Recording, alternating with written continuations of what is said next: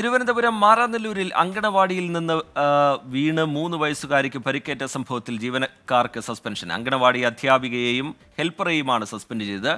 കുട്ടി ഗുരുതരാവസ്ഥയിൽ SAT ആശുപത്രിയിൽ ചികിത്സയിലാണ്. അഖിൽ ഷാ അൻസാർ വിവരങ്ങളുമായി തിരുവനന്തപുരത്ത് നിന്ന് ചേരുന്നുണ്ട്. അഖിൽ ഷാ, ഈ സംഭവം ഈ അങ്കണവാടി ജീവനക്കാർ മറച്ചുവെച്ചു എന്നുള്ളതായിരുന്നു പ്രധാനപ്പെട്ട ഒരു പരാതി. അതിലിപ്പോൾ നടപടി വരുന്നു. വിവരങ്ങൾ എന്താണ്?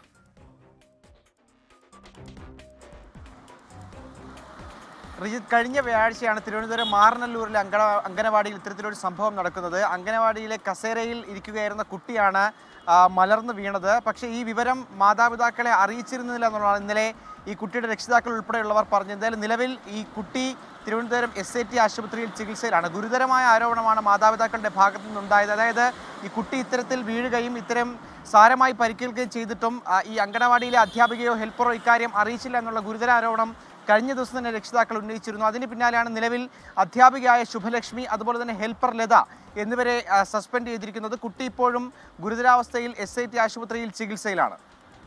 ശരി, അഖിൽ ഷാൻ സാർ വിവരങ്ങൾ നൽകുകയായിരുന്നു തിരുവനന്തപുരത്ത് നിന്ന്.